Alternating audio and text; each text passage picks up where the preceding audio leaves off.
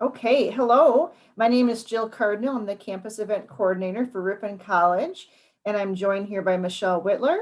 We are going to have a little discussion about what your first semester on Ripon campus might look like. We have a few students with us. You are welcome to use the chat if you have any questions or things. But I'm going to turn over to Michelle and have her just dig in a little bit. And again, ask questions if you have any. We want you to understand how things work here with Ripon's campus and registering for classes and all that good stuff. So Michelle, I will turn over to you, all right? Yes. Well, good afternoon. My name is Michelle Whitler. I'm Associate Dean of Faculty and Registrar. Jill, would it be customary to ask each of the guests to introduce themselves? They sure can, you bet. That would be great if you could say where you're from. I think I have an idea.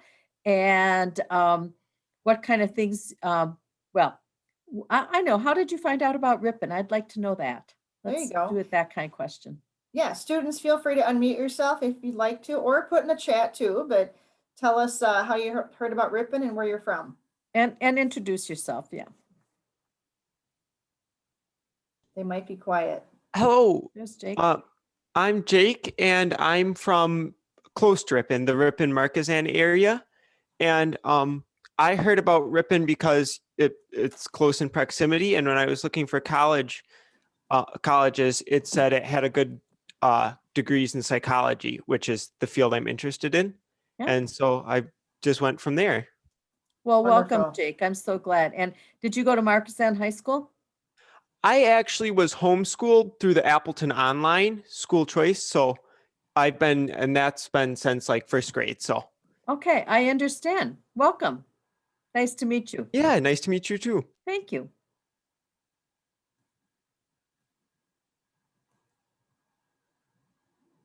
Brock or Josh, would you like to say a few things?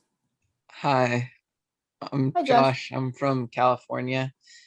I heard of Ripon through, I think I got an email, and then I looked online to look more into it, and you guys have a business program, and I'm interested in business, so. Wonderful. Wonderful, Josh. Thank you. Where in California do you live? And give us the name of your high school, or if you were homeschooled. I live in the high desert in a small town called Phelan, and I went to Serrano High School. Thank you. Great. Brock, and we have Q online too. Q, welcome. Hi, guys. Hi. Hi, so I'm Brock, and I live in Wausau, but I go to school at Marathon. Okay. I guess I heard about Ripon so I played adult league baseball for a team this past summer, and the manager went to Ripon, and he actually pitched at Ripon, and I also went to a camp there. So I really like the coach and like the atmosphere, so yeah. Okay. Good. And did you say Noah Fish was the manager? Tom Fish. Tom Fish, yeah. Okay. Well, welcome. And what position you play, Brock? What's your first choice? Probably third base or first base. Great. The infield. Okay. Yeah. Well, 2 weeks from today is the Brewer home opener. You're probably a Brewer fan, aren't you? I hope. Yeah, Okay. looking forward to that. Phew. Okay. Good. Well, welcome. Nice Q, to meet you. Yeah. Q, you want to introduce yourself and tell Michelle about your experience with finding Ripon? Of course, I would love to. So I am Kwaishane, but I go by Q for short. I go to New F. Sumiakura Academy. I heard about Ripon through an email. Actually, you guys reached out to me academically, and I did a little research, and I love to play basketball, and you guys have my major, so you guys had everything that I was looking forward to. So now I'm coming there. Good. Well, welcome, Q. I'm so pleased to meet you. That really sounds great. And it looks like I'm going to take a guess. Is Jaden joining us again?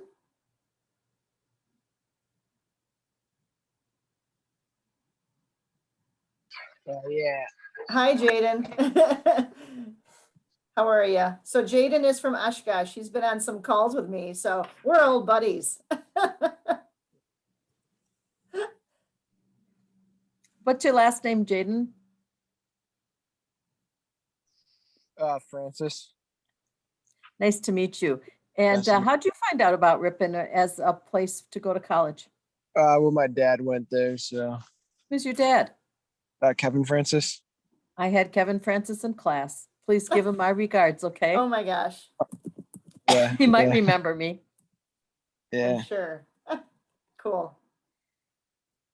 All Right. right, that's what we have online right now, Michelle. So I'm so happy to be with you. Jill asked me to talk about some items of what would be in your first semester. And one of the questions, we'll go through a list of questions she's provided, but if you at any time would like to respond to a question or ask something, a follow-up, I'm really interested in responding to any questions you have. I'm Associate Dean of Faculty and Registrar, and I work with setting up all the systems for academic advising and to register in classes. And her first question was, how do you get placed first years in a Catalyst class? So all of you know that our Gen Ed requirements are the Catalyst curriculum. There are 5 courses. And in the first 2 semesters, students take Catalyst 110, which is focused on reading and writing, or Catalyst 120, which is focused on quantitative reasoning and public speaking. And the student or the registration system is such that during summer orientation or during those few days or during the summer, you will be meeting with your academic advisor, probably through Zoom, might be a phone call, some of you might be in person, but you will meet for an academic advising appointment. And during that time, you talk about the Catalyst course selections. You'll be given information about which sections are being offered in the fall, and actually which sections are being offered in the spring, so that you can make a choice between which one you might want to take which semester. All first year students will take one of those 2 in the first semester and then the other one in the second semester. And then you talk with your academic advisor about what might be a good choice for you and how might you make that choice. There are different topics, and it's usually, I encourage people to choose the topic because the learning goals for all Catalyst 110 are the same. The learning goals for all Catalyst 120 are the same. What's changed is the content or the vessel in which those learning goals are approached. So, if you are interested in a particular kind of literature, there might be a course, say, offered on crime literature, and maybe that's the one you take in your 110. I think one of the courses being offered this fall is on Motown music and the literature thereof, sort of the literature, but I think it's actually offered, taught by a faculty member in music. And so she'd be approaching it from that perspective, but still reaching the teaching learning goals. So you would make a selection. I encourage students, follow, if you're interested in the topic, you've probably not had a chance to study that before. Or sometimes students like to learn more about at the college level a topic they've already studied. And then the academic advisor actually registers you in the class. And so if the class happens to be full, then you go to your next choice. So in real time, the academic advisor will register you in the class. It's always good to have a couple of backups in case the class fills up, because these classes do stay balanced in terms of number of students. So they're relatively small classes. So chances that you'll get your first choice, well, it depends upon how popular every other choice is and that sort of thing. But we reserve slots throughout the registration period, so everybody has equal access to the classes. And as I said, it's good to have a couple of backups in mind just in case. but you will actually be registered in real time while you're meeting with your academic advisor. Any follow-up questions on that placement? Or Jill, do you have any questions to illuminate it? No, I think that that makes sense to me. Okay. I have a question. Do you take Catalyst classes all 4 years? The answer is no. There are 5 courses that you're going to take, 2 the first year, 2 the second, and you'll have a seminar the junior year, and that is it. So 20 credits, 5 classes. You can't miss or skip them. They are just built into the curriculum. That's right. And another point, they're all taught at the same time. Mhm. The same time slot. So all of the Calais 110s meet at the same time. So it's you have access to all of them. It's not a function of that you're taking Bio 121 or you're taking Spanish 211 or you're taking music theory or something, and therefore that limits your choice. Because they're all offered at the same time, it's real easy to move from one to the other and have free choice that way, complete choice. Right, good point, because I think sometimes the first year classes you'll take are not going to interfere. Just like Michelle said, Yeah. if you want to take Bio or Psych 110, it won't be the same time. So you don't have to worry about picking and choosing. Yeah, that's a good way of putting it, Jill. Okay, can a student change a class once they're on campus? Yes. There's an add drop period, and unlike the high school situation, this is a major difference at colleges and universities from a high school situation where I think, unless I haven't paid attention lately, once you're in a schedule, you're pretty much in the schedule and you're not going to be able to switch things up at the high school level. At the college, and it's common all across the country in all kinds of colleges and universities that you can add and drop classes. And at Ripon, a student can add classes during the first few days of classes if you've got the prerequisite and there's room in the class. After that time, the instructor has to authorize the student to add a class because perhaps there's too much time that has passed and it's too difficult for a student to catch up.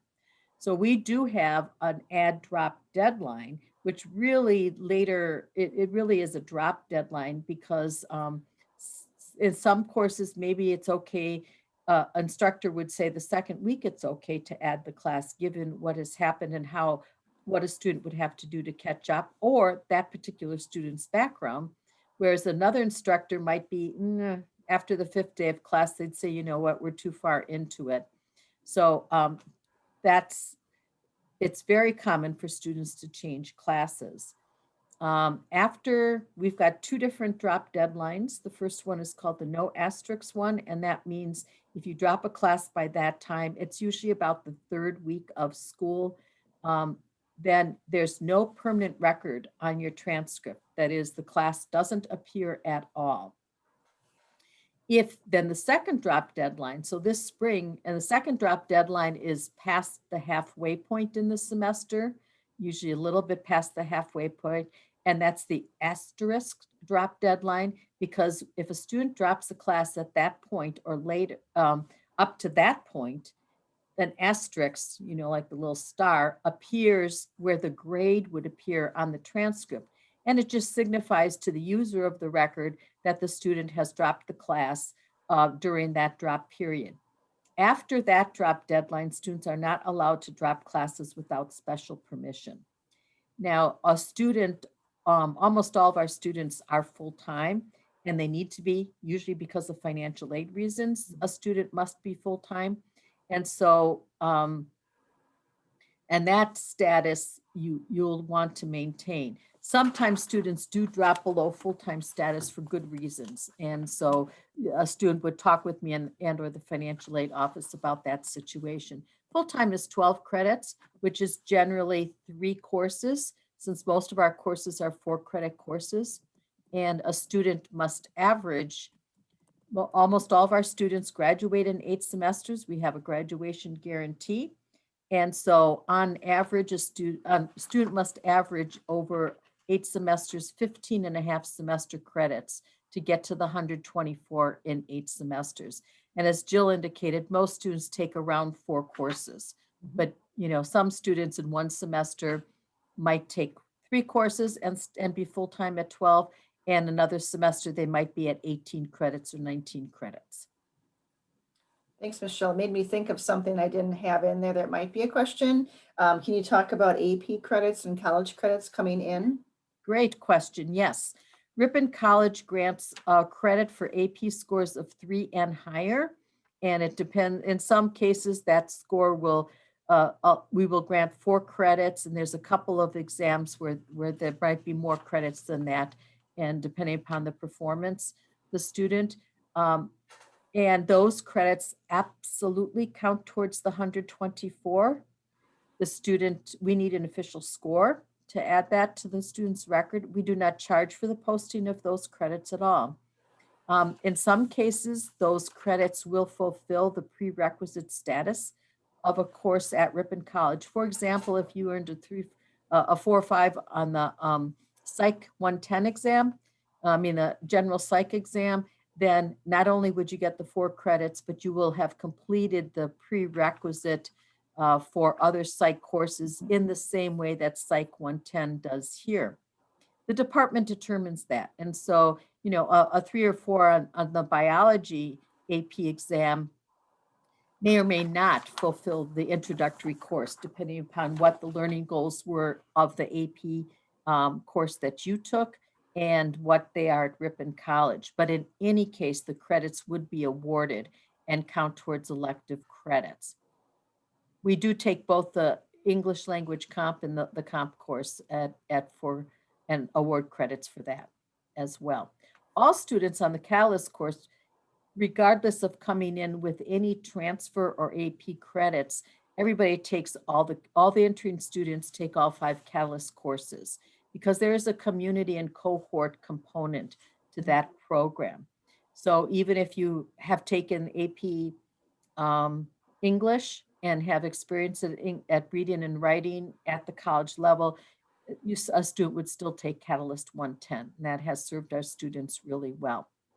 We do also transfer in credit earned at other institutions. A number of our entering students have transferable credit before they come to Ripon, either CAP credits. I know at our local high school, a student can take several CAP courses, and that's where the student is at Ripon High School. Most of the CAP courses are through University of Wisconsin, Oshkosh. And so maybe the student is taking oral communication or some whatever course at Ripon High School. If they have paid the University of Wisconsin, Oshkosh for those credits, and the credits appear on a UW Oshkosh transcript, then we will transfer those in. The credits always, they must fit into the Ripon College program that is a liberal arts curriculum. That's always the case with all transfer credits, and a student must earn at least a C- or higher. And similar to the AP credits, in some cases, the transfer credits may fulfill some specific requirement at Ripon, or if they don't and still transfer, they would count towards the 124. Did you see the question, do credits obtained from ECCP count? Yes. So if ECC is called the Early College Credit Program, and if the credits are transferable, there might be credits. There are some credits, I think, that maybe at the technical colleges that might not transfer to Ripon because they are not liberal arts or college transfer credits. And so we evaluate everything on its own. But the fact that a student, the ECCP piece refers to the student taking it while they are in high school. And so we will evaluate those credits even if they're counting towards the high school diploma.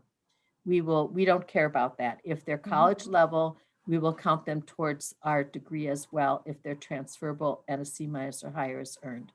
Does that answer the question? I think so. Jake, that was your question? Yep, he says yes. Good. Thanks. Yes. Cool. We do have some students from local schools here that take classes at Ripon College, and then they enroll at Ripon College, and those credits count towards their degree here. Very good. Again, students, feel free to ask questions. That's a good one, Jake. So the Yeah. next question was about academic advising and how advisors are selected. At Ripon, we have what's called a strong academic advising program because all students receive an advisor who's a member of the faculty. And our faculty are experts at working with students in this developmental process. And all of them receive training on how to work with students that are just beginning their career and pursuit of a 4-year degree. And of course, all of them being on the faculty know the curriculum very well. And that's a key thing so that they can help students explore the curriculum and find a good set of classes. During the admission process, you have indicated in the application, I think, on the application directly, what kind of majors you might be interested in. And I actually assign the academic advisors, and I have access to that information. And I will try to make a match if an academic advisor is available during the time that you're going to be registering. Most of our students are going to participate in summer orientation. So you're going to be registering in that early June, in the last week of June, the 22nd, 20th, whatever those days are. But some students won't be able to participate. Maybe they're out of pocket or whatever reason can't participate at that time. So they will work with an academic advisor sometime during the summer.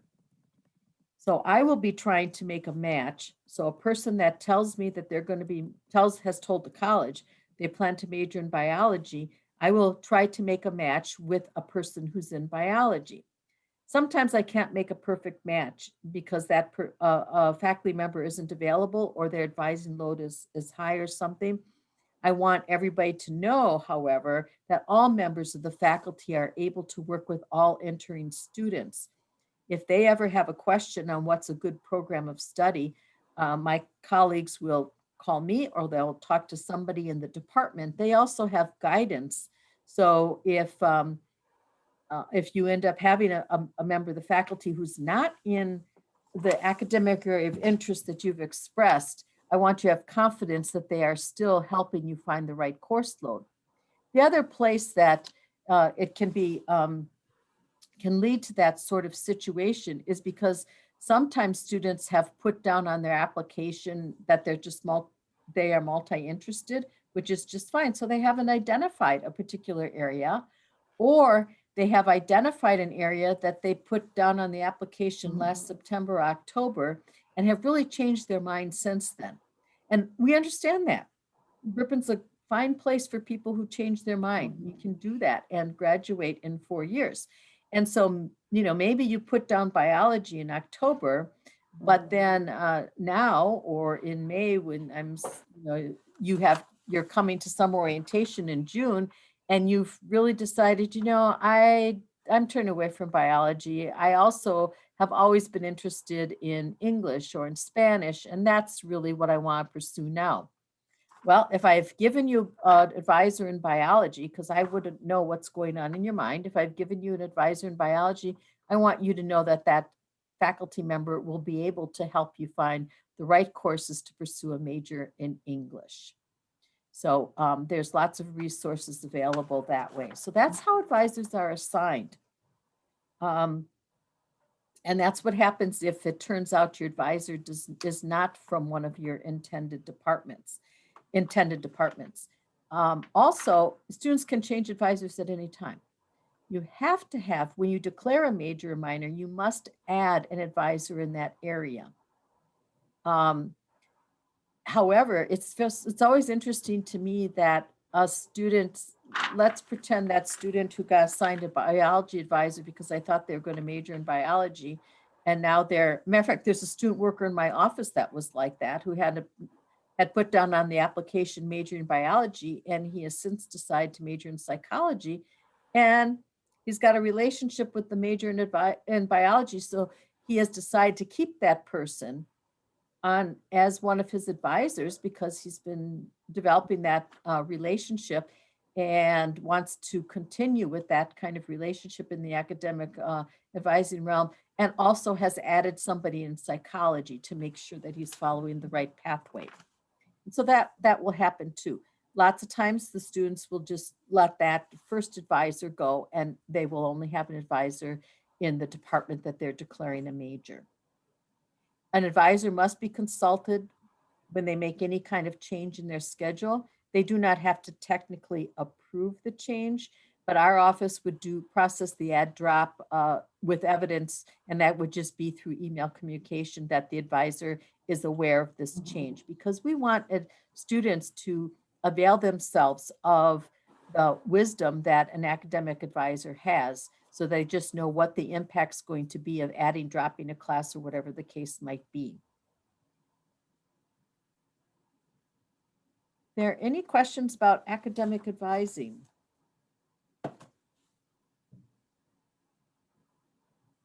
Bill, anything you want to add? No, not about that, I don't think.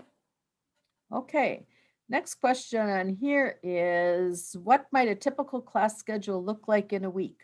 Our, generally speaking, our week is divided, classes go from 8 to 4, Monday through Friday, and then we have classes Monday evening. That's the only evening slot set aside for classes.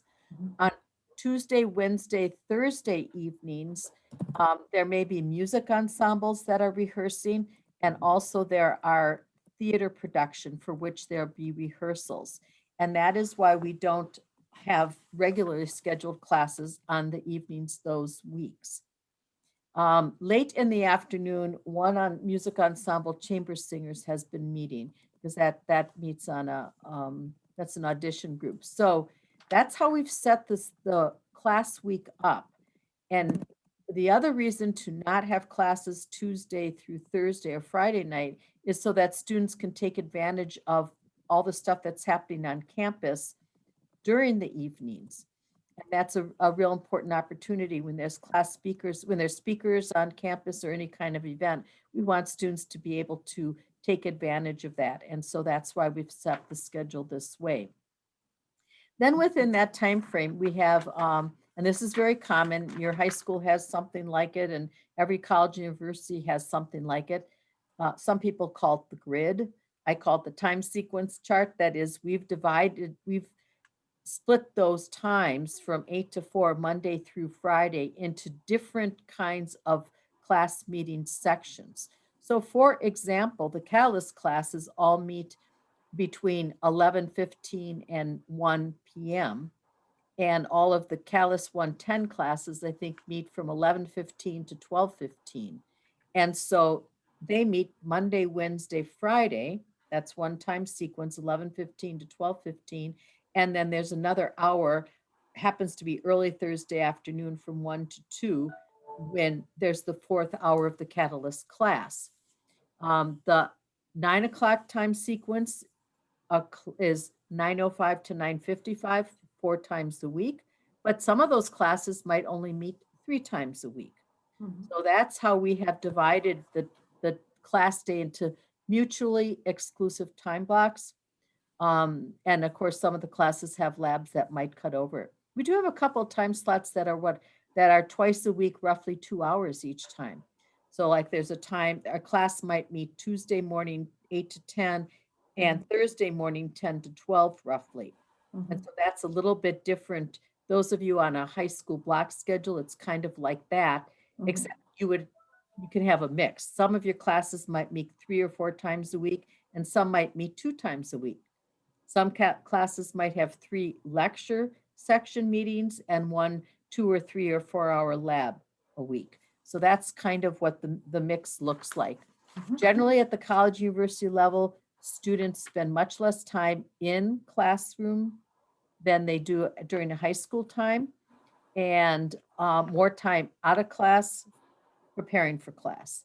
And so that's kind of the mix. So it often feels to a new student like, wow, I have so much time. And it's true, more discretionary time, where you're your own captain, you're your own boss. You have to figure out how you're going to manage that time to accomplish what you expect to accomplish and achieve at Ripon College. And then that also allows time for participation in co-curricular activities, whether that's athletics or music, clubs, ensembles, whatever, theater productions, have part-time jobs. I mentioned we have student workers in our office. There's lots of jobs on campus and so forth. So that's what it pretty much looks like.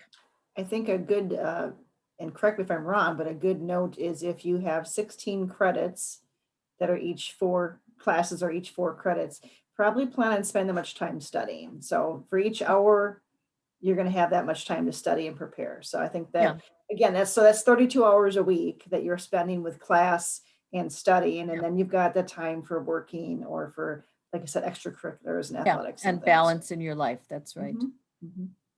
Great. Any questions about the class schedule? And you will have access to the course schedule. We're right in the middle of putting it together for fall right now. Mhm. And during the academic advising period and appointment that you have this summer, during the summer orientation time, you will have access to the course schedule and you will review that given your goals for next year in the context of your academic goals in general for over 4 years and what else you'd like to accomplish in your life during this time. That's what you talk with your academic advisor about. And then the good thing to note is that, again, you'll likely take 4 classes. Only one is that catalyst. Then you have 3 other slots to fill with whatever you want. So if you know what you want to study, you can jump into those classes right off the bat. If you're multi-interested, you can take classes that sound interesting to you. They're all going to count toward the 124. So you really do have flexibility right from the get-go, from the first day on campus, to take anything you choose. Yeah, good point. Any questions from anybody? You're monitoring the chat. Okay. Yep, yeah, we're good. Okay. Mhm, mhm. Next question was about catalyst classes and the timing. I think we talked about that. Yep. And then there's a question about the breakdown of online or hybrid classes. And right now, Ripon College is planning to be fully in person in the fall semester. There might be occasionally a fully online class, but we're looking to be predominantly in person. This year, about a third of our classes have been fully online to meet the public health situation, but we're expecting to be have almost all completely in-person classes. Some phrase that you'll hear at the college university level, I don't know if high schools are talking this way too, but something called hybrid. And there's actually a number of definitions of a hybrid. When we talk about a hybrid class, we mean that there's at least, it's a hybrid between fully in person and maybe some online component. And it means that there will be at least one in-person meeting each week. And so that's what a hybrid class is for us. And we might have some of those primarily in response to whatever the public health code is relative to physical distancing in the classroom. So we're in the process of figuring that out. Right. So that's because what we're expecting to mix in the fall. This year, we definitely had to change classroom spaces to make that feasible. But you think that with next year that they will have at least the majority of classes meeting in person? Well, yes. Oh, yeah. We're planning, and the majority of classes meet in person now. This Okay. semester and last fall they did. Okay. And but they're within that in-person framework, there might be once or twice a week that they meet otherwise if Sure. the facilities demanded. Because yes, our physical distancing rules we pay attention to the county recommendation, the County of Public Health and Fond du Lac. And right now they're saying we still have to maintain physical distance of 6 feet in the classroom. I don't know if you're following the recent news, but the CDC is apparently looking at making that smaller based on the scientific data that classroom spaces really are quite safe. I would share that to date, we have had we've had very few COVID-19 cases on campus, period, among students, faculty, or staff all year long. But none of those cases have been contact traced back to the classroom setting. And so we have, physical distancing. We require masks in the classroom setting. We have special cleaning procedures, and probably most effective and important is that we've changed the air handling systems so that we have the ionizers are the things that seem to be very effective in cleaning and zapping virus particles, actually. And so we're proud of that our classroom spaces have been very safe. So we don't quite know what the mix in terms of having where it's the in-person class might have a online meeting once or twice a week, but there still will be in-person meetings we expect for almost all classes in the fall. And is it true that some of the ones that were online were more the upperclassmen sort of classes too? It Would you say? depends. We had a mix. Okay. Yep. Got it. We have just a few minutes. I want to let you ask questions if you have any. The one other thing that I would say maybe to speak of a little bit, Michelle, would be students declaring majors, like when they do that normally and how that happens. Yeah, great. They can declare a major anytime. And for the graduating seniors, it was just a few weeks ago that I contacted a student and said, you haven't declared, happened to be an English major, you haven't declared that English major yet. I knew by the coursework what the student was majoring in. You can declare at any time. When you declare, you have to have an advisor in the department. We encourage students to settle on it, at least on one major in their sophomore year, to make sure that they have enough time to complete the major and then are getting the appropriate advice from the faculty in that department. But we do not have rigid rules that way. We do not say you have to declare by the third week of your first semester of junior year. We do not have rigid rules. So we encourage students to declare when they know. And even after a student declares, sometimes they change their mind and will drop that major and add a different one. And of course, students pursue minors at Ripon College too. So that's the same situation with the minor. A student, just for information, the requirements for the degree are 124 credits. Both Jill and I have mentioned that a number of times. Completion of the Catalyst curriculum, those 5 classes. And a student must have a major, and then they must have a GPA of a 2.00 or higher.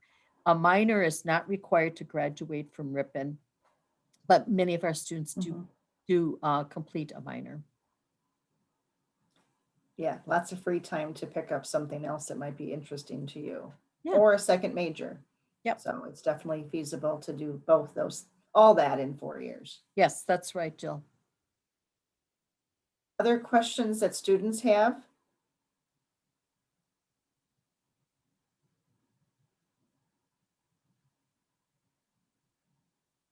They're quiet today.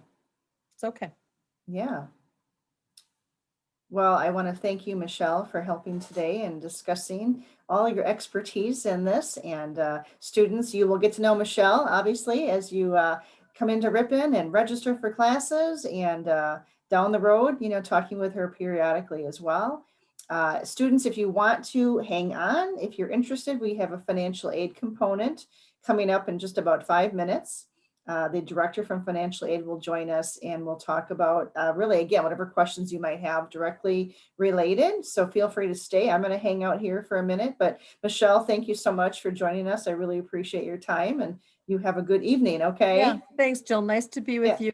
Nice to meet each one of you. And I look forward to working with you this summer in summer orientation, getting you in classes, either directly or indirectly with your advisor. And then I look forward to meeting you in person coming at the end of August. So it's been my pleasure to talk with you, and have a good evening. Enjoy the rest of your year.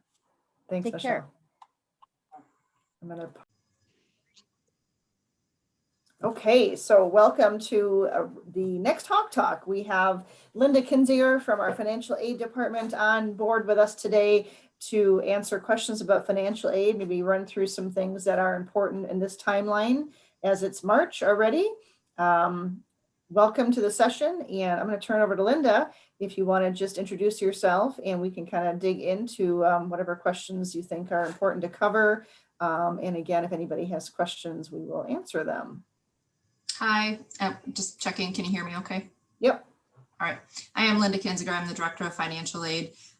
We did put this together as a Q&A next step sort of financial aid presentation. And since it's being recorded, there's a few slides that I'm going to go through, but of course we can take questions at any time also. And then we'll have time at the end for questions.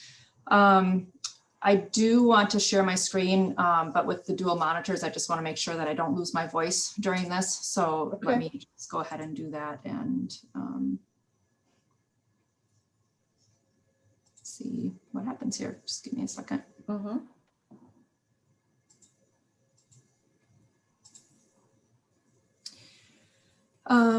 So you should be able to see my screen, and can you still hear me? I can, yep, both is good. Okay. So hang on one second. All right, so I do want to just first of all talk about the financial aid offer. Jaden, do you happen to have the offer in front of you? Yeah. Okay, so one of the things just for students in general, once they do get the financial aid offer, we want to just emphasize the importance of taking the time to read it through both front and back.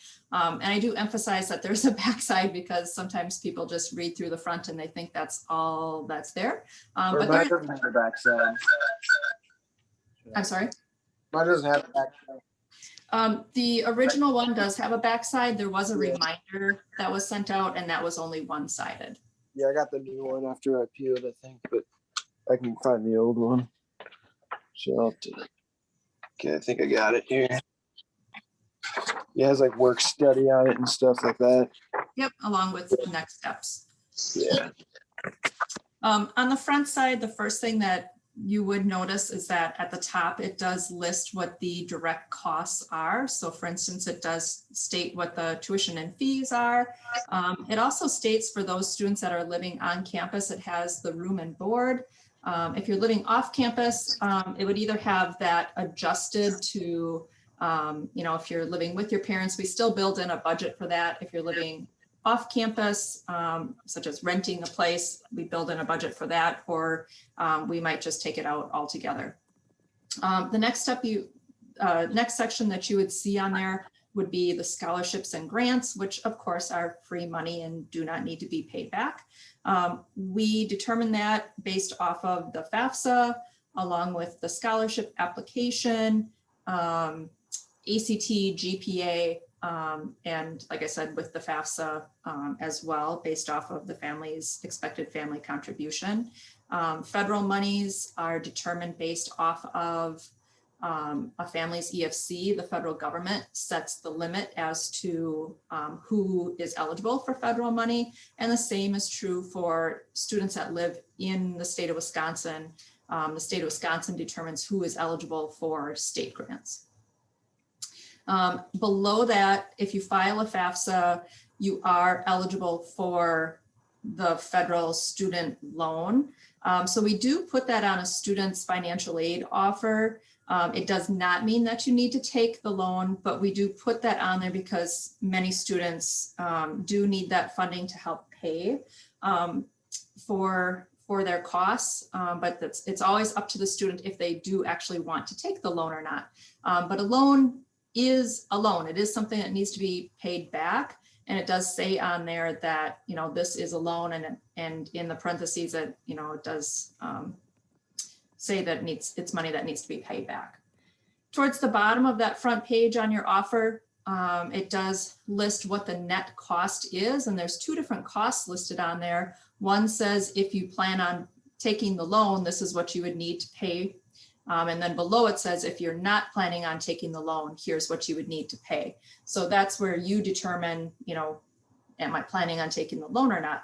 If you were to decide to take part of the loan, then you would need to do the math on that to determine what your cost is, because we don't know how much of the loan you may or may not be taking. So you can kind of do the math on that your own. On the back side of your original offer, you will see that there are work study options. We do not automatically calculate that money into helping to pay for your out-of-pocket costs because we do not make you work. We don't know if a student is going to work when they get on campus.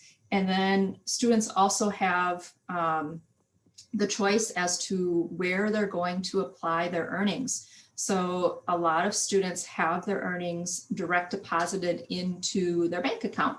It could be they're spending money. They could use that money to go towards their tuition, and some don't. So you have that option to have your work study earnings go towards your tuition to help pay what's due, or just to go into your bank account. So that's why you will not see it being deducted from what's due. And you will also notice that, you don't automatically get it. It's not automatically applied like your scholarships and grants are.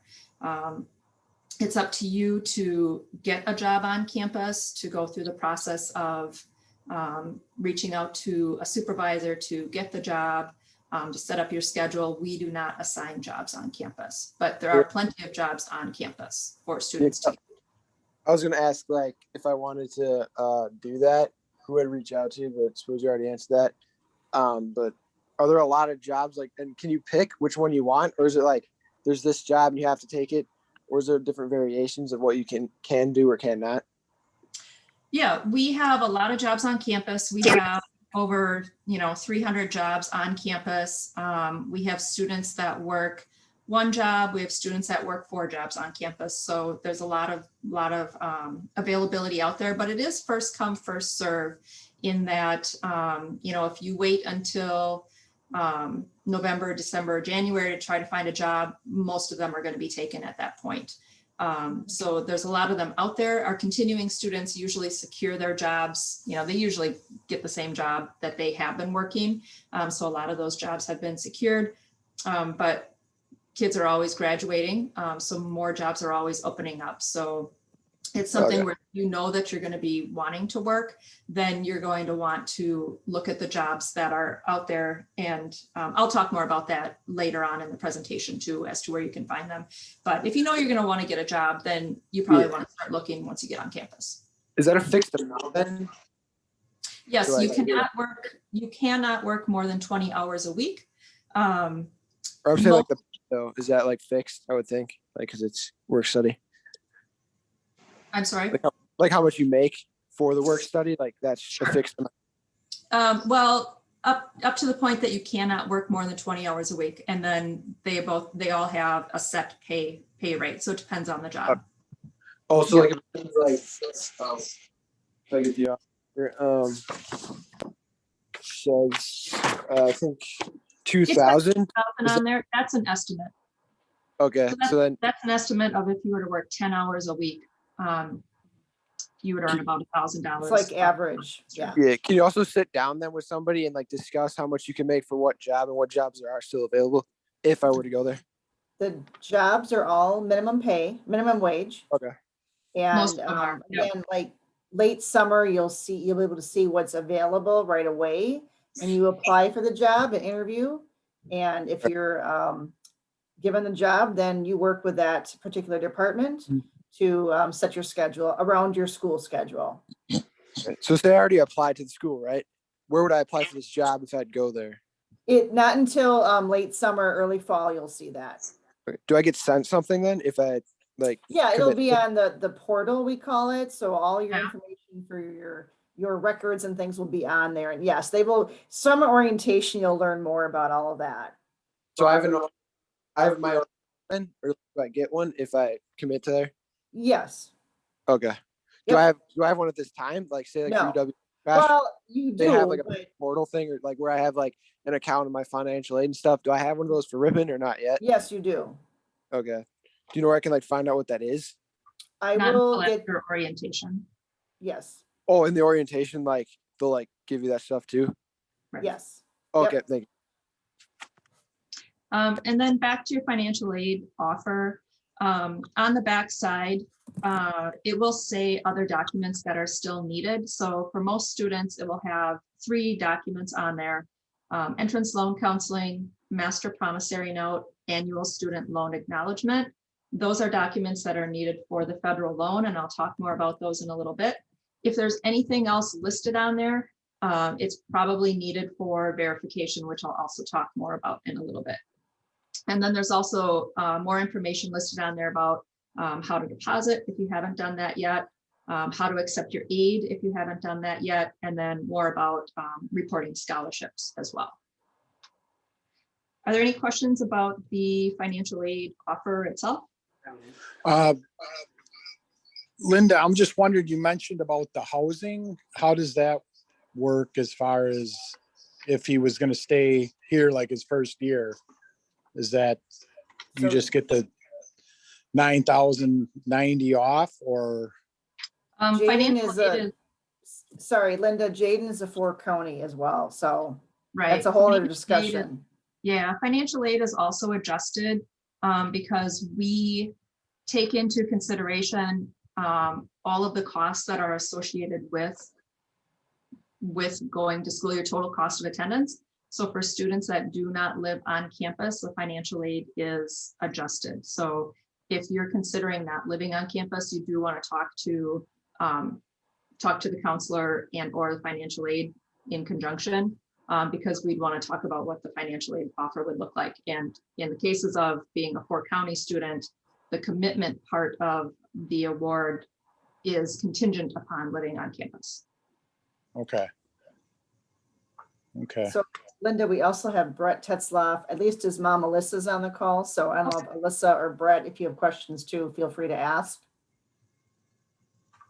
Brett is from Seymour and he is enrolled for the fall. Okay, great. Welcome. So on the back side, one of the things that it does talk about is accepting your aid. So once you've made that decision and you know that Ripon is the place that you plan to locate yourself for the next 4 years, you do want to accept your aid. This is something that has to be done each year. We do not disperse the aid to the student's account until the student has accepted it, because in terms of federal aid, we can't do that. So there's 2 ways to do that. The first would be if you wanted to take the financial aid offer that you have, you can make a copy of it. The student can sign the back of it where it has that place for a signature, and you can just mail that back into us at the address that's listed on there. Otherwise, what the student can do is they can go to ripon.edu/aid. And they can use their application login, their email and password that they've been using, and they can go ahead and they can accept their aid there. In the future, as a continuing student, they will have their username and password to the portal, like what Jaden had been asking about once they've gone through orientation, and they'll be accepting their aid on the portal in the future once they're a continuing student. If there's anything on the financial aid offer that they don't want to accept, they can just cross that out, or on the portal, they can just decline it. Typically, we understand that they're accepting all of the free scholarships and grants. So it really just comes down to the loans, you know, if they're accepting the loans or not. So either crossing it off on the paper or on the online version, they can just decline it. Linda, do you know, is there like a cap for being the 4-county living in that area? Is there like only so much, or is it like protected that it's not going to go up like your tuition substantially? Over the course of the years? Yeah, over 2nd, 3rd, 4th year. It would see the same increases that everybody else does in tuition. Okay. Yeah. So going back to the federal loans, and if you're taking a look at the backside of that financial aid offer, for students that do choose to use the federal loan option to help to reduce those costs, the federal loans do have requirements that have to be completed before we can disperse those. So in the box on the next steps, like I said, you will see at least these 3 documents, unless you've already taken care of them as a student. There were 3 requirements until about a month ago when the federal government laid off on the last one here. The annual student loan acknowledgement was a new one that was set to be put in place this past year, and then due to late implementation, it wasn't required this year, and then it was set to be required for this upcoming year, which is why we have it on all of the award letters. And now because of COVID-19, they said, you know, we didn't want to implement it for schools because of everything going on. So it's not a required document yet for the next year, but it will be in the future. So required documents for the loan would be entrance loan counseling and master promissory note. But the annual student loan acknowledgement will be required in the future. All three of these documents can be found at studentaid.gov. It's the same place that the student went to file their FAFSA. So everything's really centrally located in that one hub. The student should be the one doing this because we really are trying to have the students take ownership in everything aid related. You know, we are a place of education. We're trying to educate the student, trying to make them more responsible. And this is a great place for them to start. That being said, it's nice to have a parent around to kind of help talk them through these processes. So it doesn't hurt to have a parent around to help them, but we really, really want to get it away from the parent doing everything for the student. So these are documents that need to be done before we can disperse the aid. But we recommend that the student does not do it until they've, you know, decided if they're going to be taking the loan, officially deposited, and after May 1st, because right now the documents that are out there are still set for this current year. And they are, you know, the master promissory note is school specific, and it's best if they, you know, wait until after May 1st to do these. They can be done during the summer. They just have to be completed before the student moves in here for the fall, because once they move here, they've got a lot of other things going on, and it's hard to get the student to get these things done. So it, you know, as it says for all three of these, the student can go to studentaid.gov, log in using the student's FSA ID. That's what they use to do their FAFSA. And then it says, you know, choose the drop down under complete aid and then select what they're doing, you know, either complete entrance counseling or complete the master promissory note. There will be more information about these at student orientation. We will remind students to do these at that. And then also, if the student hasn't gotten them done, we will be sending out reminder emails to students to get these things done, because we can't disperse their aid without these things being done.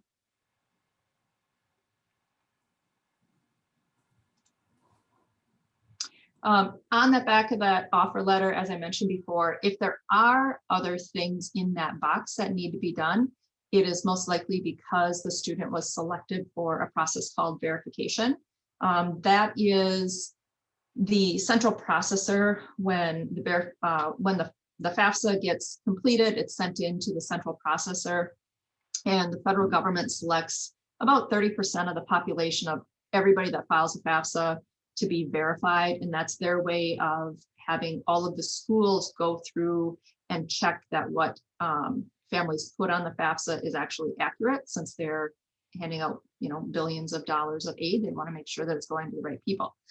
So some students might see on the back that they have a verification form to complete, or maybe a student non-filer, or maybe that, you know, they need to turn in tax returns or identity forms or proof of independent status, things like that. If somebody's watching this and they haven't received their financial aid offer and they're getting emails from us to do selective service registration, that's holding up the awarding process. If you do have these files out there that need to be completed and you're not sure what to do, I just recommend calling us, sending us an email, and we can go through it with you. We do send out the forms along with the financial aid offer, so that it's easier for you to get them and to get them back to us, because we cannot complete the aid process until we get these done. It's a federal requirement, and we're not allowed to finalize aid without them.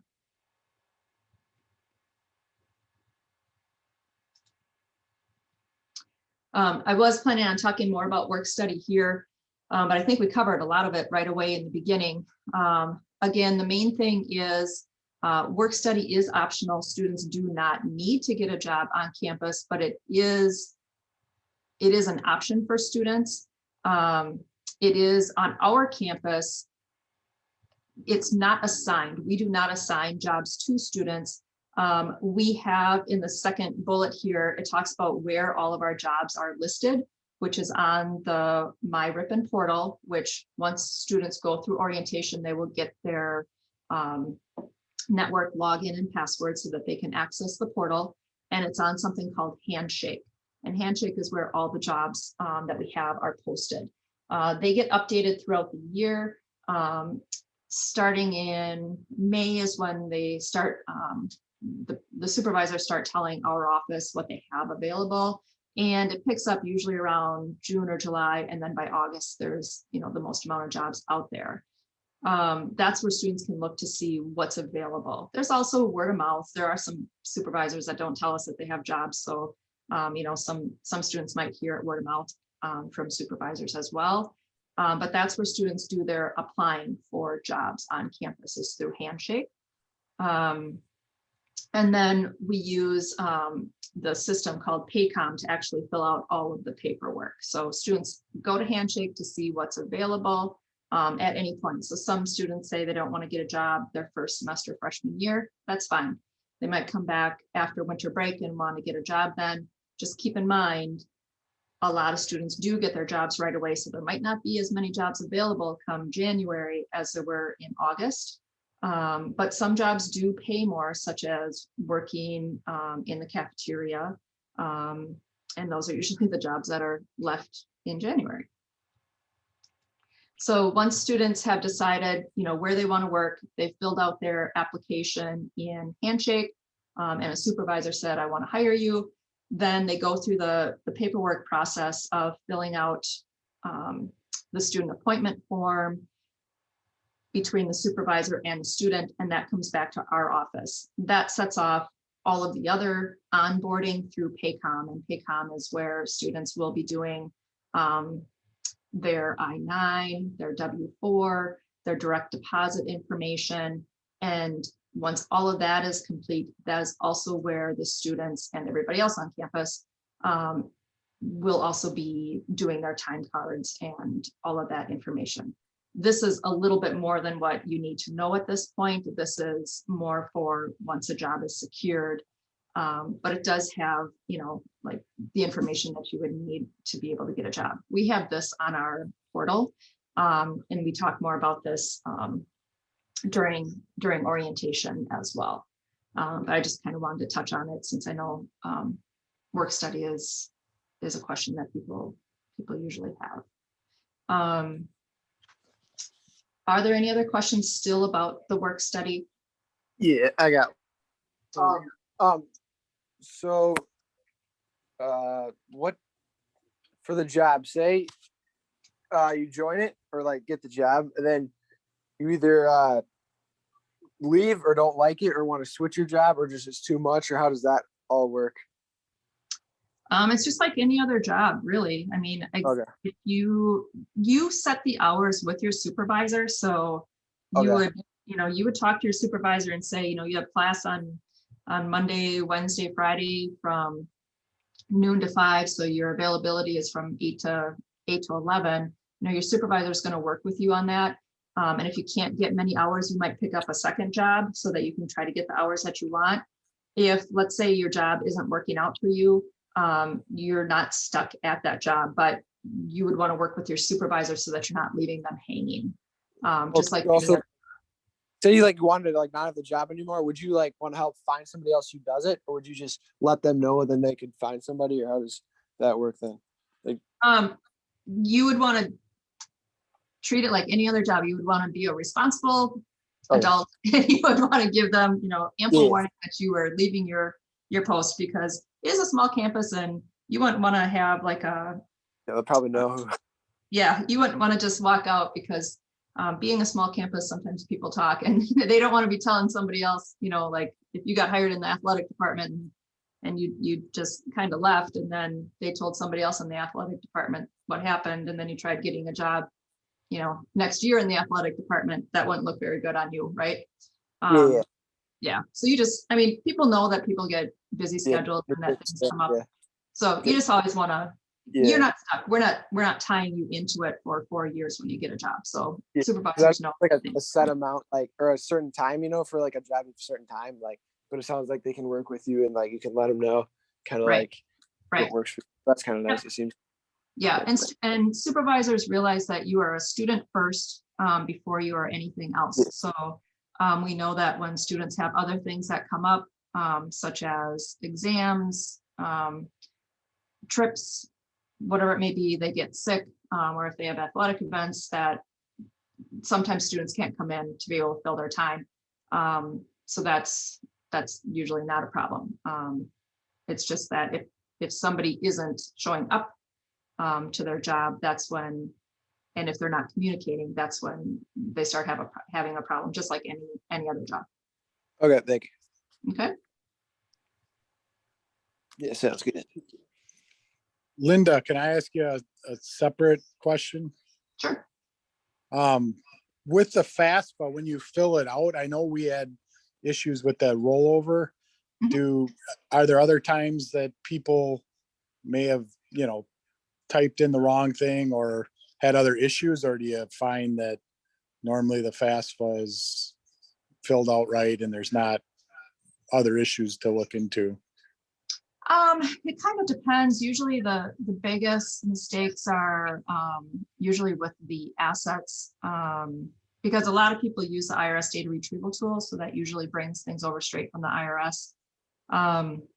The assets are usually the biggest one, because people are misreporting things they don't need to. With the assets, you don't need to report like the value of your home, and you don't need to report your retirement accounts. And that's usually where people are reporting things that they don't need to. The only other thing would be, and it's pretty clear in the FAFSA which tax year you're supposed to be using, but sometimes people use the wrong tax year if they don't use the IRS data retrieval tool. Okay. The only other thing, of course, that's been an issue is with this past year, which has been a doozy, since it is using taxes from 2 years ago, for a lot of families that have lost a job, or even deaths in the family, it's using tax information, which might have, two incomes, and it's down to one income, and we have to do adjustments based on that. Okay. I know they go off of that, what is it, the EFC number, or there's some, somewhere I heard like we were close to the Pell Grant, award, but if you're 1,000 or 2,000, there's just a cutoff, right? And you either qualify or you don't. For Pell? Yeah.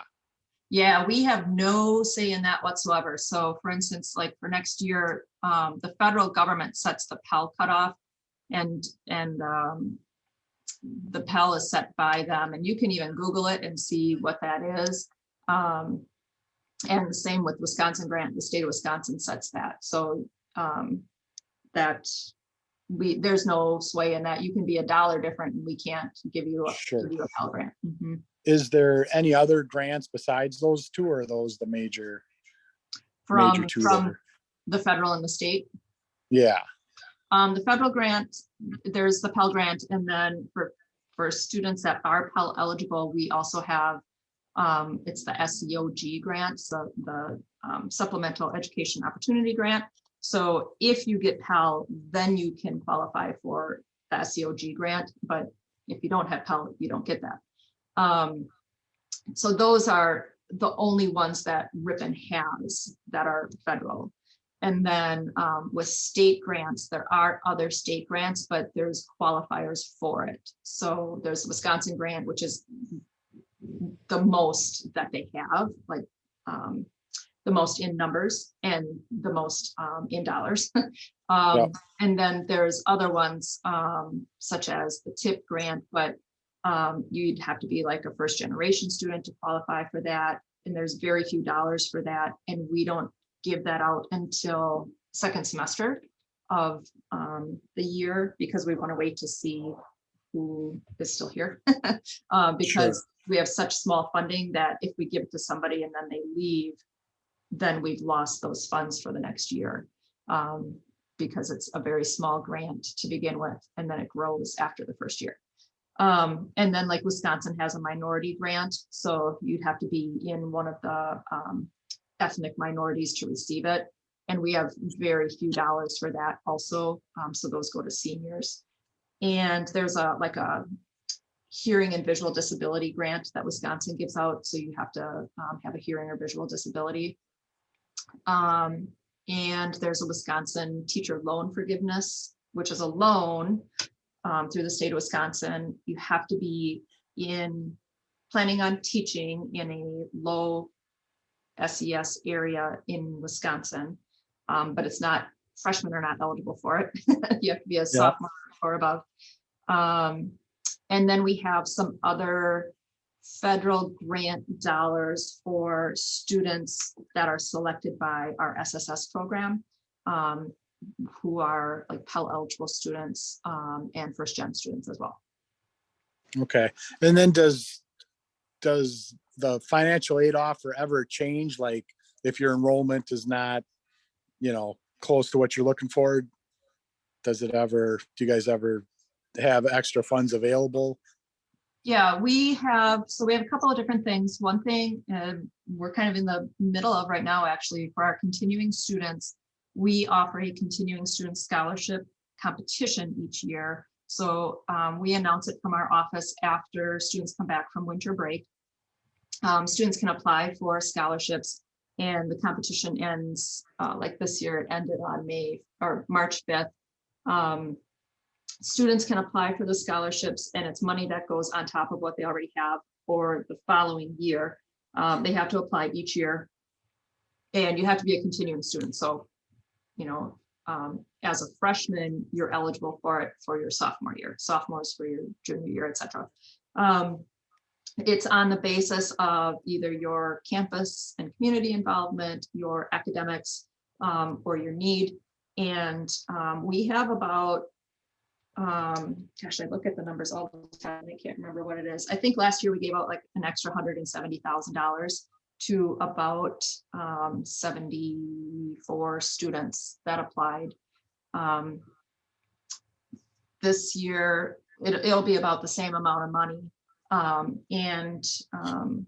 We had about 60 some kids that applied. So I think every single kid's going to get some extra funding next year because not many people applied for it. So, yeah. Do you have any additional funds like for the current students that are applying, or? We have special circumstance funding for students, like what I had mentioned before, for those cases where if, let's say, a family maybe lost a job, lost income, if they have extreme medical expenses, things like that, where we do set aside funds if the FAFSA, if their tax information isn't really representing what the situation is. And it's not just because of COVID, because things happen every year, where unfortunately you have medical issues. We have a parent dies, or a parent gets cancer, or a kid breaks you can break an arm and that costs $40,000. So we call them special circumstances. So we do have funds set aside for cases like that. But there are some scholarships that come through sometimes that are based on location or major or GPA. And in that case, we do look through our pool of students that we have to see who qualifies for them. Okay. All right. Thank you. Sure. So that pretty much goes through everything that I was planning on talking about, but we do have time if you have other questions that you wanted to ask. Thank you, Linda. I think we're good. Okay. About Brett's family, any questions you guys have? No, we are good. Thank you. Okay, thank you. Okay, with that, I think I will end the session. Thanks again to Linda for helping walk through those things, and thanks for folks to join us to learn more. If you have questions, of course, feel free to reach out to your admission counselor, and I hope to see you on more Zoom sessions in the future as we'll continue doing some of these. Thanks, and good night. Bye. Have a good night.